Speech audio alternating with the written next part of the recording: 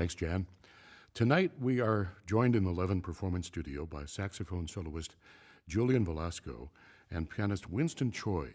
Julian is the winner of CD Records' first Emerging Artist competition, and Winston is the head of the piano program at Roosevelt University's Chicago College of Performing Arts, and they are both wonderful Chicago-based performers. Some of the music to be heard tonight comes from their acclaimed CD release called As We Are, and that's the case with the music that we're about to hear first. It's called Come As You Are, and it's by the contemporary African-American composer Stephen Banks.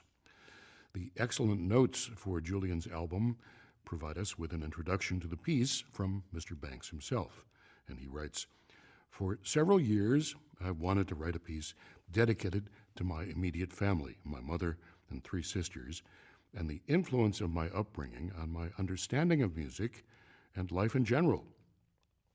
It seemed obvious to me that this piece needed to take influence from African-American church music in some way.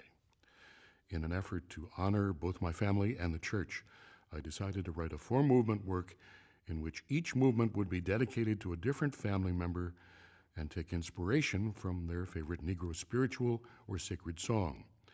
My mother chose I Still Have Joy. My 3 sisters, Karma, Jennifer, and Ashley, chose His Eye is on the Sparrow, My Lord, What a Morning, and Wade in the Water, respectively. At its core, Come As You Are is an expanded arrangement or setting of these 4 songs. As a more direct reference to the music played in the church that I grew up going to, the song Total Praise, which is typically sung by a choir, serves as a sort of connective tissue throughout the entire piece. The titles of each movement come from the lyrics of Total Praise, and they are I Lift My Eyes, Times of the Storm, Strength of My Life, and Lift My Hands. Here is Come As You Are by Stephen Banks, played for us by saxophonist Julian Velasco and pianist Winston Choi.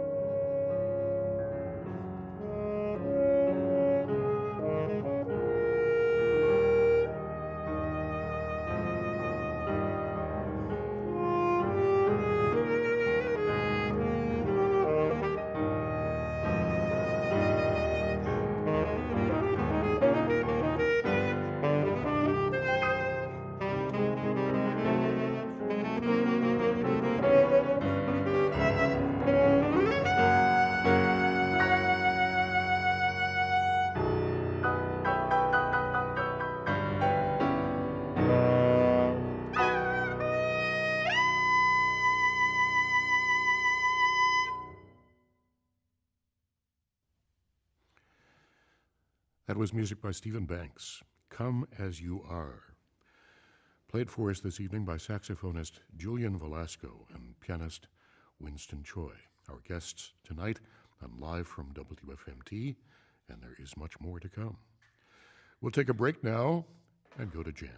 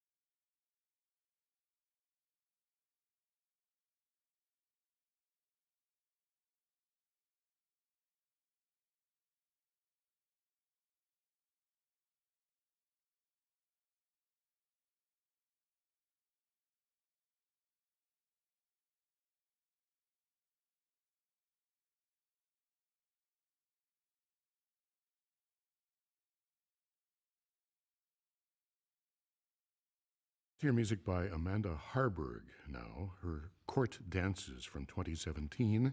These were originally written for flute and piano. Amanda Harburg is a graduate of Juilliard and Rutgers. She had a Fulbright to study with Frederick Rushevsky. She's currently on the faculty at Rutgers and also at the Interlochen Music Camp. In addition to being a fine composer, she's also a concert pianist. And she, as a composer, is particularly celebrated for her wind music, especially that for flute and piccolo. The title of this piece, Court Dances, is something of a pun. It refers to the courtly dances and songs of the 16th and 17th centuries, but it also refers to apparently what inspired the piece initially. She says it was the syncopated bounce of a squash ball. In adapting this piece for soprano sax, the version we're going to hear, she worked with our saxophonist, Julian Velasco, over the course of the pandemic. Here is the piece. It's in 3 sections: Courant, Air de Cour, and Tambourin. Court dances by Amanda Harburg, played by Julian Velasco and pianist Winston Choi.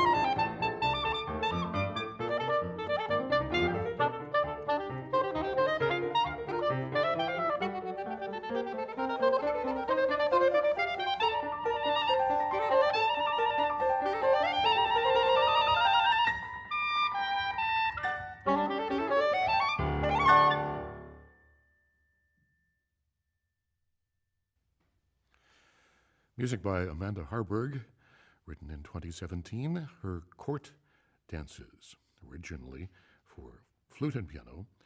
They're in the arrangement that Julian Velasco made with the composer for saxophone and piano.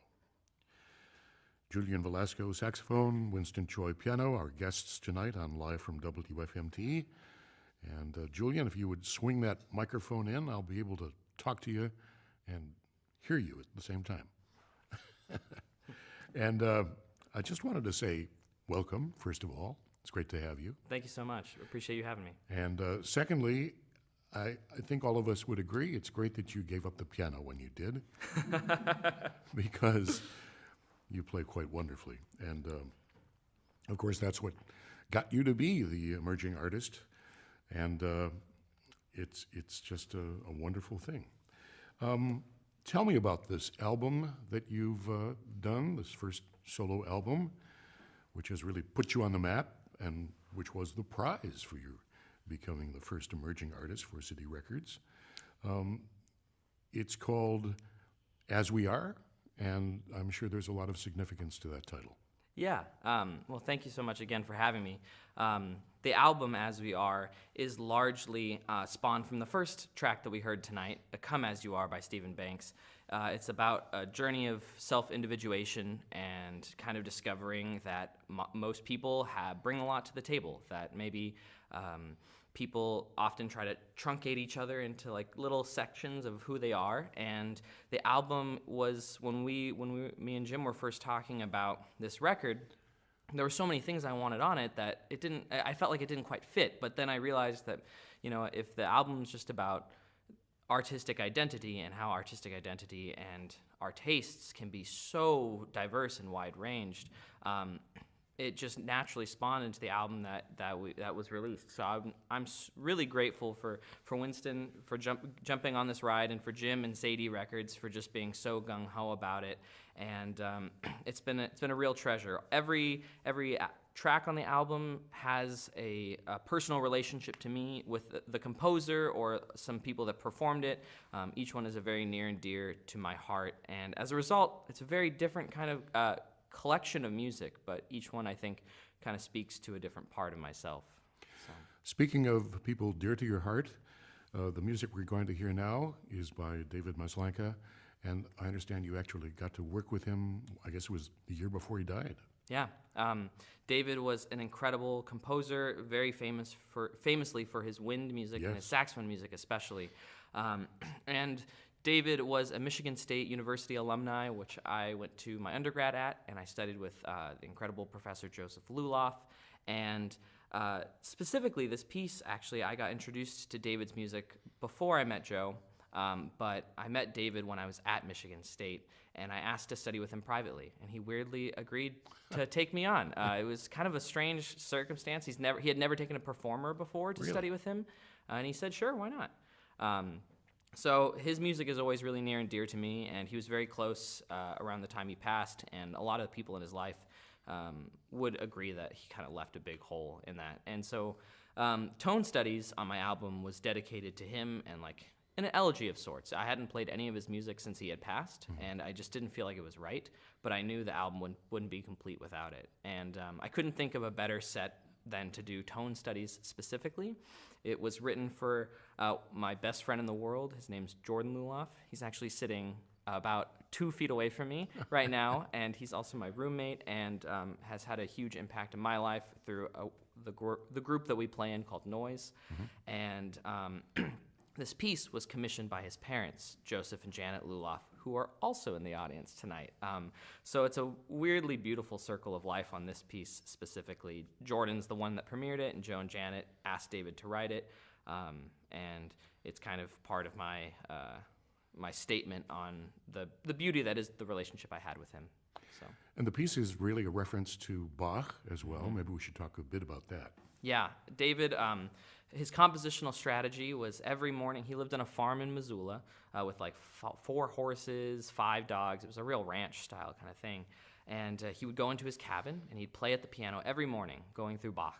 And he would play it one chorale every day where he'd sing one of the voices of the chorale, and he'd do it 4 times, so he sang every part, so he felt the significance. And it's a big part of his compositional writing, and you hear it a lot in his music, especially in the Tone Studies. And so you'll hear a lot of the references to kind of those more traditional harmonies and sounds and techniques, and kind of highlights David's incredible writing for the instrument, making it a very beautiful, lyrical a great lyrical instrument as well. The reference specifically is to Wie bist du Seele, which in translation is Soul, how have you become so unhappy? So let's hear it now as performed by Julian Velasco, saxophone, and Winston Choi, piano.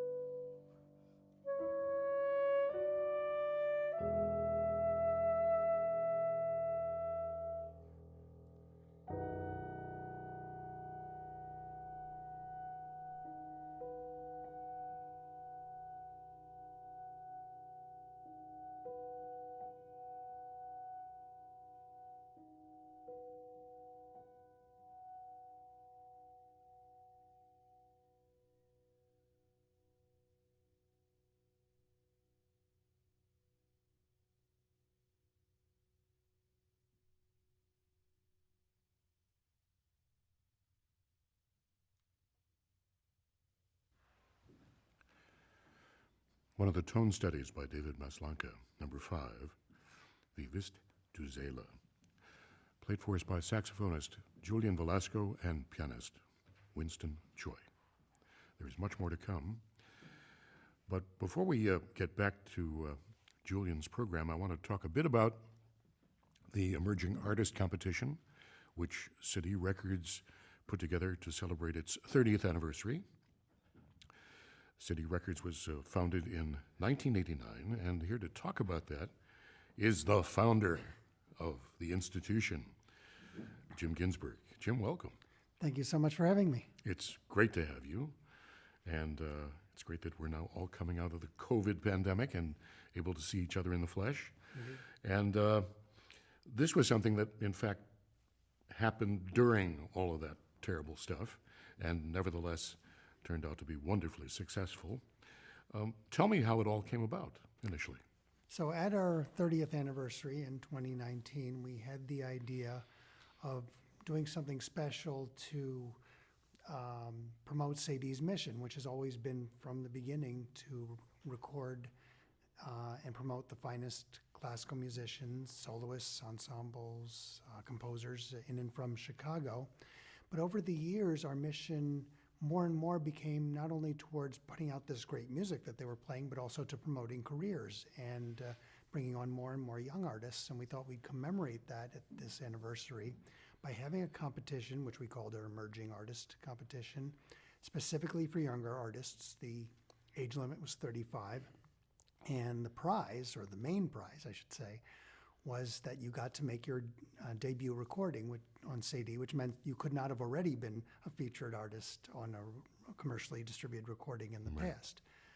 So we announced the competition early in 2019, and we got lots of submissions, and we chose 10 semifinalists in November of that year, and we're all set to have the live final rounds in May of 2020. Well, of course, that didn't happen. Yeah.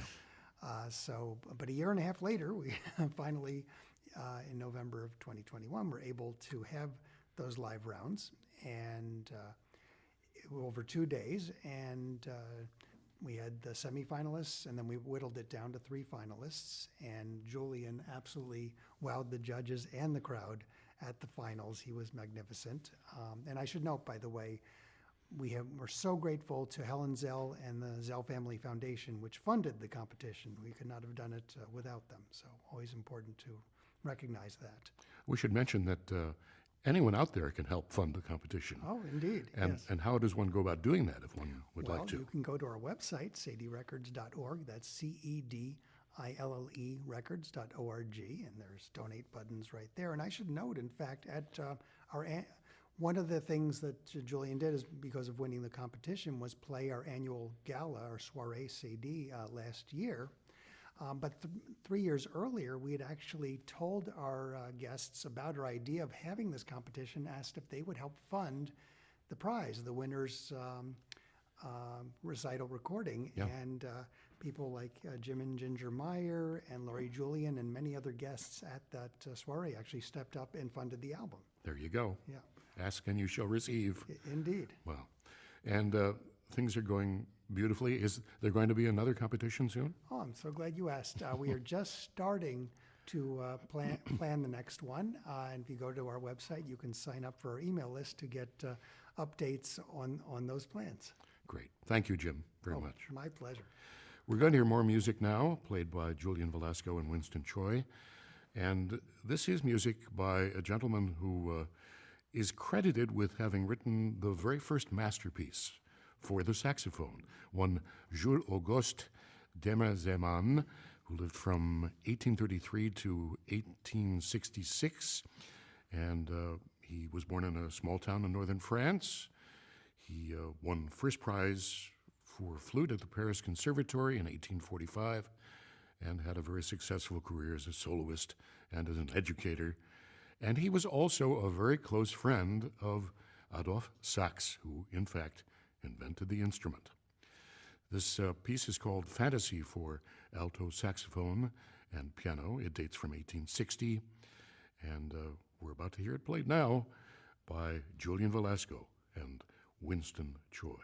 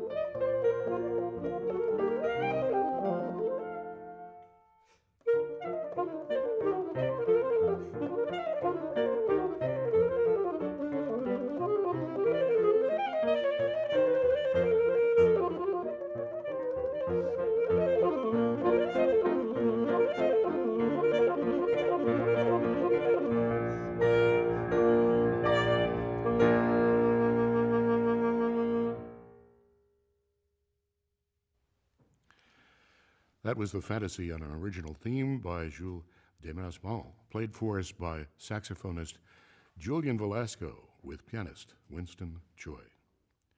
You're listening to Live from WFMT, and we are about to hear these two play music by Arturo Marquez, who was born in 1950 in Alamos, Mexico, and like Julian, I guess, spent his teens in L.A., and then went back to Mexico, and among other things, wrote his Danzón Number 2, which made him very, very famous.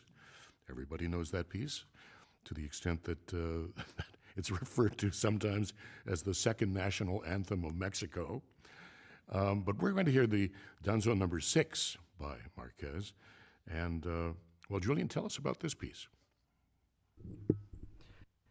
Yeah, so the danzón is a derivation of a traditional dance that was formed in largely Cuba, which is the habanera, and so the danzón is a derivation of that the Cuban habanera made its way to Mexico and kind of got influenced by this, and like there's a couple different regions within Mexico specifically where this is actually one of the most popular dance forms. And like you said so nicely, like Marquez is most known for Danzón Number 2, which is actually how I first got to know his music. Didn't everyone? Yes. And I remember thinking about especially with this album, now that we're departing from maybe the stuff on my album, I often thought of it as kind of a side A, side B. Side B gets very electronic, very new music, but the rest of the program is kind of a reflection back and kind of going back to maybe some of my roots. And one of these was Marquez's music, the Danzón Number 2, and it was such a treat to find that Danzón Number 6 is a soprano saxophone concerto with orchestra, and it's not very well recorded. There's only a few recordings that exist out there, and only recently was there even a piano edition. So this is becoming part of the repertoire, and it's really catchy music. It's beautiful, and it reminds me of my family back in Los Angeles and kind of my upbringing, even playing the danzons, and it's a really gorgeous piece that features the soprano as a soloist. So. All right, very good. Here is Danzón Number 6 by Arturo Marquez.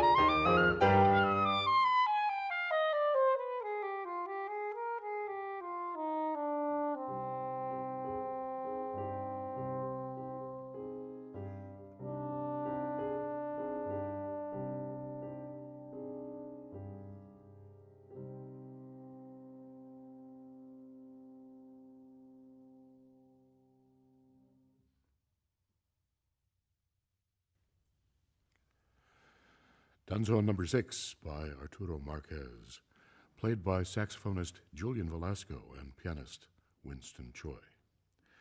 We have music of Robert Schumann and Camille Saint-Saëns yet to come on the program, but right now we're going to take another break. Jan?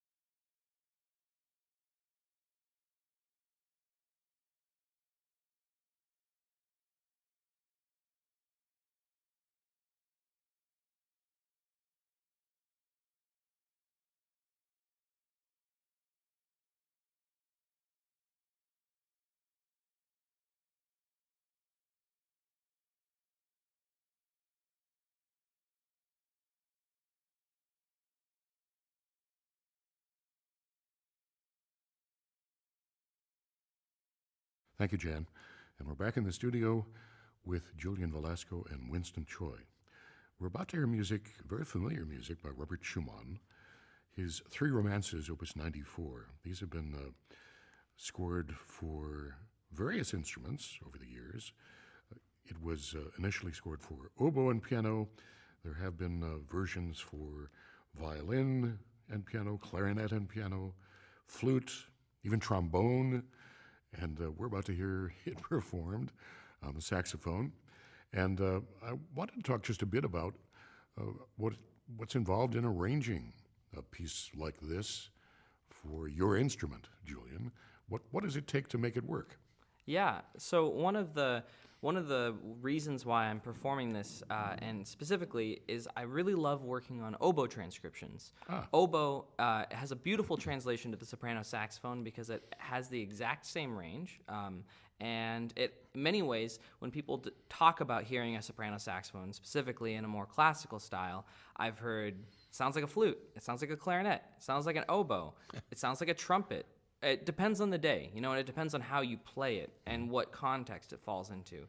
And one of the ways I really love exploring it is within exploring, the incredible oboe playing and the history and the recordings of those. So when I'm doing this, I think about and try to transcribe not only that it nicely translates, that I can basically play off the oboe parts. But it's a real opportunity to get deeper into the pedagogy and the performance, and a lot of the incredible artists that have played these pieces before. So for me, it's largely a journey through that.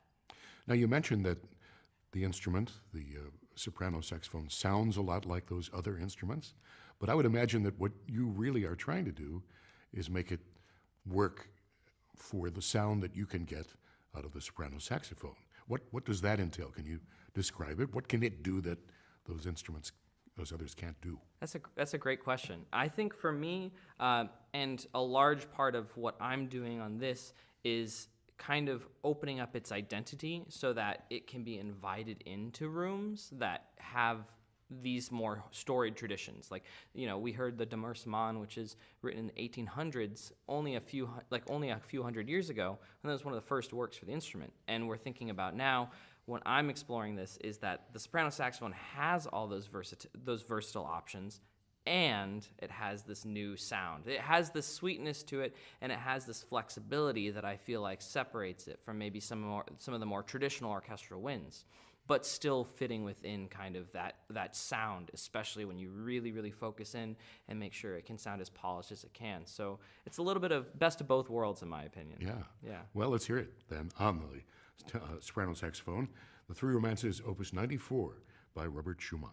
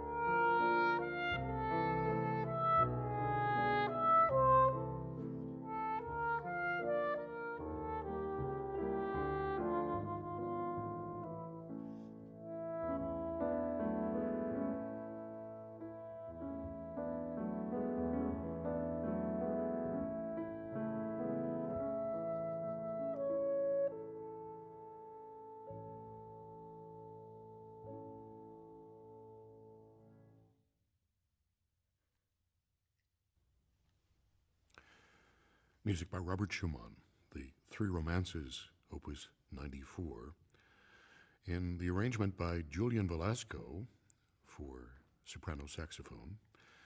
Julian Velasco was our saxophonist, Winston Choi, our pianist. There is one more work on the program, and it's another Julian Velasco arrangement of music for oboe. It's the Sonata in D major, Opus 166, by Camille Saint-Saëns. This was written in 1921, and despite the 20th century date, it sounds like it could have been written in the Romantic era, and to a certain extent, even the classical era. It was composed while the composer was living in Algeria, and he wrote at this time about his intention to expand the repertoire for what he considered rarely considered instruments, namely the oboe. Throughout most of his life, he was more familiar with keyboard and stringed instruments, so this was relatively unfamiliar territory for him, but he quickly understood the characteristics and the possibilities of the oboe and consulted with noted wind soloists just to be certain, and in fact the oboist in the case of this particular piece affirmed that it went like clockwork. Here it is in Julian Velasco's arrangement, the Oboe Sonata in D major, Opus 166, by Camille Saint-Saëns.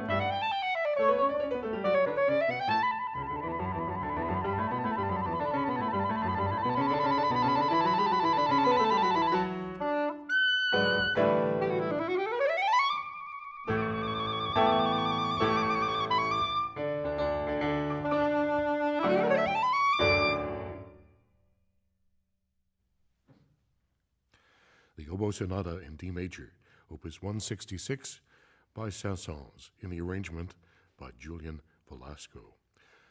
Julian Velasco was our saxophone soloist, Winston Choi, our pianist, and with that music we've come to the end of this concert by these two fine artists. Much of the music we heard tonight can be found on their CD Records release, As We Are, which was released shortly after Julian became the first CD emerging artist in 2021. More info about the album can be found at cdrecords.org. And our thanks to these musicians for being with us tonight. Also, thanks to Jim Ginsberg of City Records for being here to tell us about the label's Emerging Artists Competition.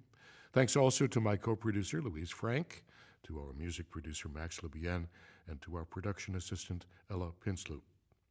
Video of tonight's concert can be found at WFMT.com or WFMT's Facebook and YouTube channels. Next week, this program will take a break as we broadcast War Letters, a special program for Memorial Day. But the series will return on Monday, June 5th, for a concert featuring soprano Michelle Oreziga, pianist Jamie Schock, and friends. I'm Kerry Fremkin, host and producer of these broadcasts, hoping you'll be with us again for more music and performance live from WFMT.